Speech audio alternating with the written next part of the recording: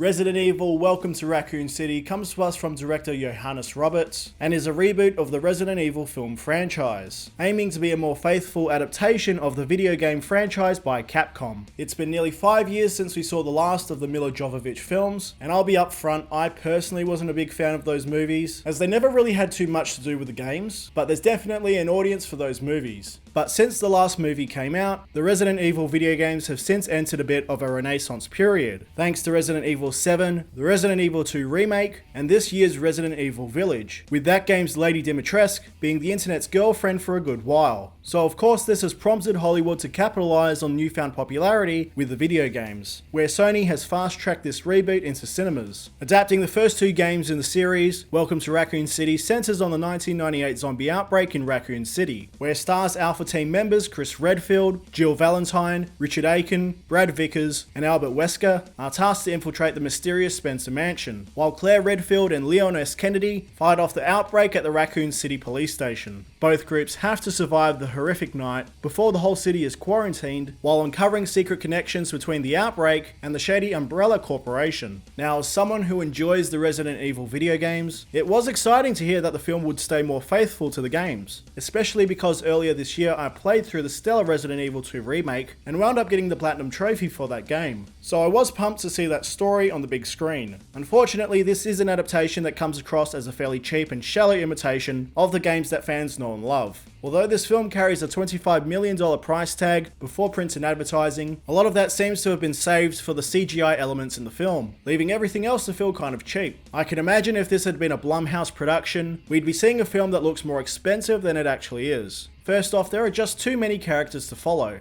Resident Evil 1 and 2 are big enough that they could easily be adapted as their own individual films, rather than be mixed together. But the issue that the filmmakers face is that you're at the risk of alienating people who like characters from certain games. This doesn't work as well as you might think though, as you end up having to cut other aspects from the games in order to make the film somewhat cohesive. Because for a film that relies so heavily on Resident Evil 2, it just seems baffling not to include the terrifying Mr. X. This film has received a lot of flack and backlash from fans for some of the casting decisions. I personally didn't have an issue with the choices. I actually thought that the cast at least carried some of the personality for characters like Leon and Claire. The bottom line is that the actors just don't have a lot to work with here, going off a script that's more interested in walking you through some key moments from the games, without really getting why certain locations and characters are so fondly remembered. There's an attempt to marry the horror with the more fun, over-the-top nature from the Resident Evil 5 era, and it never really works. I mean, the Resident Evil games from the PlayStation 1 era are infamous for their cheesy B-grade acting and dialogue, so this film is certainly interested in referencing those infamous moments, like the Jill sandwich line, but this B-grade approach doesn't really mesh with how the remakes and later games in the franchise took things more seriously, thanks to advancements in technology and bigger production value afforded to the games. What makes the Resident Evil games memorable is the intense sound design and atmosphere, that sense of isolation playing as someone with limited ways to defend yourself, attempting to survive a horrific night.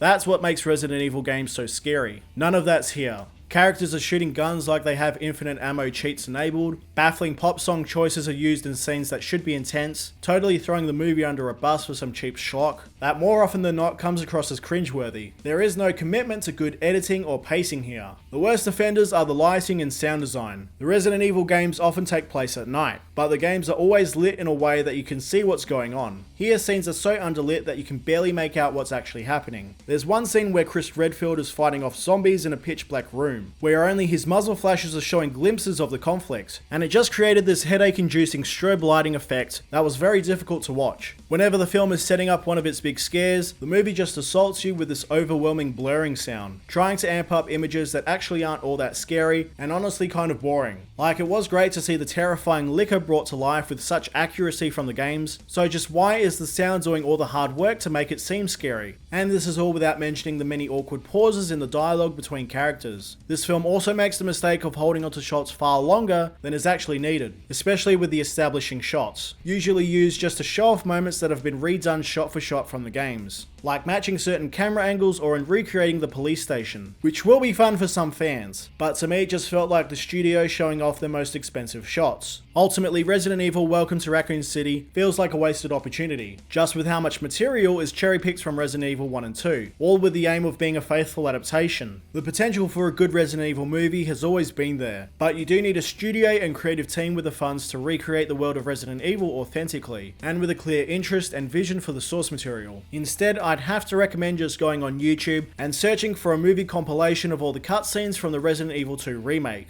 That would be a far more effective way of experiencing these stories if you aren't going to play them, because between this and last year's Monster Hunter movie, Capcom clearly isn't too fussed about the quality of these game adaptations based on their properties. There is a post-credit scene that teases more to come, but from what I just experienced, I'd rather just wait for another reboot to come along. Resident Evil Welcome to Raccoon City gets a 4 out of 10 for me. Guys, I hope you like this review. If you want to see more reviews just like this one, stay right here if you want to fix. Bye guys.